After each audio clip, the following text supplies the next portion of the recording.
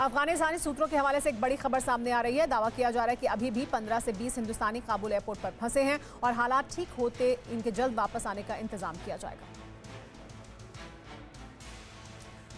तालिबान राज में बैंकों का हाल सबसे बुरा हो चला है। अफगानी नागरिक अपने खाते से पैसा निकालने के लिए दर दर भटक रहे हैं। अफगानिस्तान बैंक ने सभी प्राइवेट और इंटरनेशनल बैंकों से कहा है कि किसी को भी 200 अमेरिकी डॉलर से ज्यादा की रकम बैंक से न निकालने दी जाए। चिंता की बात यह है कि पठानलैंड में कई कंपनियां अपने यहां काम करने वाले कर्मचारियों को सैलरी तक नहीं दे पा रही हैं, जिसकी वजह से मुद्रा संकट और गहराता जा रहा है। आजिज आकर अफगानी लोग तालिबान के खिलाफ प्रदर्शन करने लगे हैं।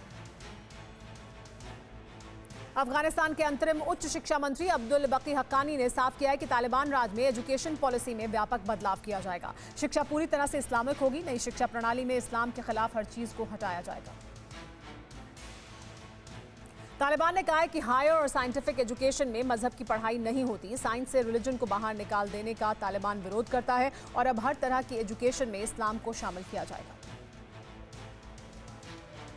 टोलो न्यूज की महिला एंकर ने तालिबान सरकार बनने से पहले अफगानिस्तान छोड़ दिया है। लेडी जर्नलिस्ट बेहेस्ता ने कहा है कि जब तक अफगानिस्तान में हालात नहीं सुधरते तब तक वो वापस नहीं लौटेंगे। 24 साल की बेहेस्ता अरखंड ने 17 अगस्त को तालिबान के नामी कमांडर मौलवी अब्दुल्लाह का इंटरव्यू किया था। ये इंटरव्यू वर्ल्ड मीडिया में बेहद पॉपुलर हुआ था, लेकिन टोलो न्यूज में बेहेस्ता का सफर सिर्फ 50 दिन का ही रहा। तालिबान का विरोध करने वाली अफगानी women right activist Saira Salim की जान भी खतरे में है। तालिबानी सायरा को ढूंढ रहे हैं और सायरा 2 हफ्तों से कहीं छिपी हैं। 26 अगस्त को 6 तालिबानी सायरा के घर भी गए थे। अफगानिस्तान में 150 पत्रकारों ने संयुक्त राष्ट्र को चिट्ठी लिखकर बताया है कि तालिबान से उन्हें जान का खतरा है और तालिबानी उनके परिवार को टारगेट बना रहे हैं। आलम यह है कि काबुल में कई मीडिया कर्मी नौकरी छोड़कर घर पर बैठे हैं।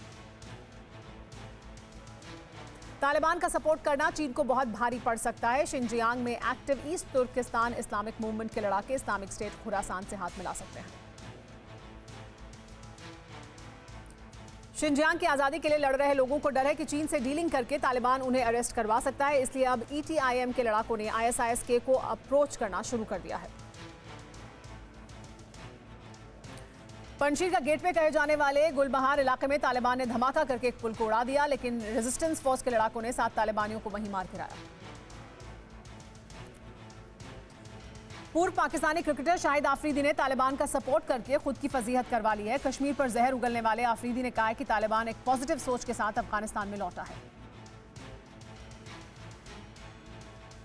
क्रिकेट को तालिबान से जोड़ते हुए आफरीदी ने कहा कि तालिबान को क्रिकेट बहुत पसंद है और इस बार तालिबान लड़कियों को भी काम करने का मौका दे रहा है। इससे पहले भी आफरीदी आतंकी तंजीमों का खुलकर सपोर्ट कर चुके हैं। अमेरिका की वापसी के बाद तालिबान की जीत का जश्न कांधार में भी मना। गाड़ी पर तालिबानी झंडे के साथ सैकड़ों की भीड़ ने रैलियां निकाली। इसमें बच्चों के साथ बुजुर्ग भी शामिल हुए।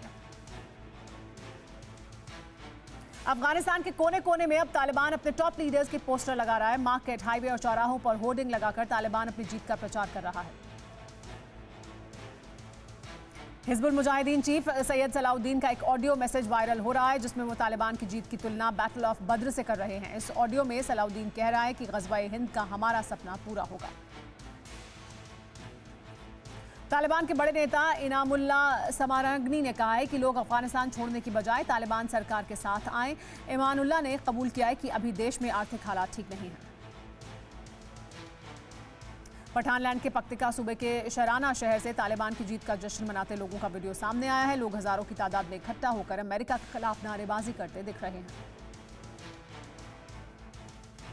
तालिबान राज में जान बचाने के लिए अफगानिस्तान छोड़कर ईरान की ओर जाते हजारों लोगों का वीडियो वायरल हो रहा है। इस वीडियो में साफ दिख रहा है कि कैसे अफगानिस्तान के बच्चे, बूढ़े, महिलाएं सब मुल्क छोड़ने की जल्दबाजी में हैं। अफगानिस्तान से अमेरिका के निकलने पर जम्मू कश्मीर के पूर्व मुख्यमंत्री फारूक अब्दुल्ला ने चिंता जताई है। अब्दुल्ला के मुताबिक भारत की सीमा की तरफ खतरा बढ़ रहा है और यह खतरा सिर्फ कश्मीर के लिए नहीं होगा, बल्कि पूरी दुनिया इस खतरे का सामना करेगी। फारूक अब्दुल्ला ने अफगानिस्तान में तालिबान राज कायम होने के बाद उनके हाथ लगे घातक हथियारों को लेकर भी चिंता जताई है। अब्दुल्ला का मानना है कि US आर्मी और अफगान फोर्स से भारी मात्रा में मिले हथियारों से आतंकियों को जंग छेड़ने की ताकत मिल गई है। काबुल एयरपोर्ट पर तालिबान को अमेरिका के छोड़े दर्जनों एयरक्राफ्ट मिल गए हैं। इन एयरक्राफ्ट में सैन्य हेलीकॉप्टर के अलावा जहाज भी शामिल हैं। बताया जा रहा है कि तालिबान के हाथ लगे इन एयरक्राफ्ट में ज्यादातर क्षतिग्रस्त हैं, लेकिन कुछ ऑपरेटिव कंडीशन में भी हैं। लंबे वक्त से अंतर्राष्ट्रीय आर्थिक मदद पर चल रहे अफगानिस्तान पर तालिबानी राज आते ही सभी पुराने मददगारों ने हाथ खींच लिए हैं। 15 अगस्त के बाद बदले हालात को देखते हुए IMF, वर्ल्ड बैंक और दूसरी ग्लोबल इकोनॉमिक एजेंसियों ने भी मदद रोकने की घोषणा कर दी है। तालिबान के काबुल पर काबिज होने से पहले तक अफगानिस्तान को अमेरिका और ब्रिटेन से बड़ा फंड मिलता था, लेकिन दोनों ही ने अफगान के खाते सीज कर दिए हैं। जिन 60 देशों में 881 अरब रुपए मिलने वाले थे वो भी सीज हो गए हैं। अब तालिबान के सामने देश चलाने का संकट है।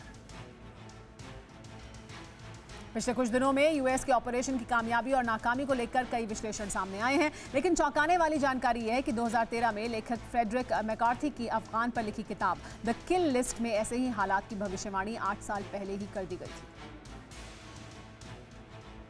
द किल लिस्ट किताब हालांकि काल्पनिक घटनाक्रम पर आधारित है, लेकिन इसमें तालिबान, पाकिस्तान, ISI के संबंधों का भी जिक्र किया गया है। इस किताब के 6ठे चैप्टर में लेखक फ्रेडरिक ने तालिबान और हक्कानी नेटवर्क के रिश्तों के बारे में भी लिखा है। हमने की गलती फिर एक बार, कोरोना ने किया दोबारा प्रहार। मास्क, 2 गज दूरी, करें अपनी सुरक्षा पूरी। कोरोना टीका हम सबको लगाना है, मिलकर साथ समझदारी से कोरोना को हराना है।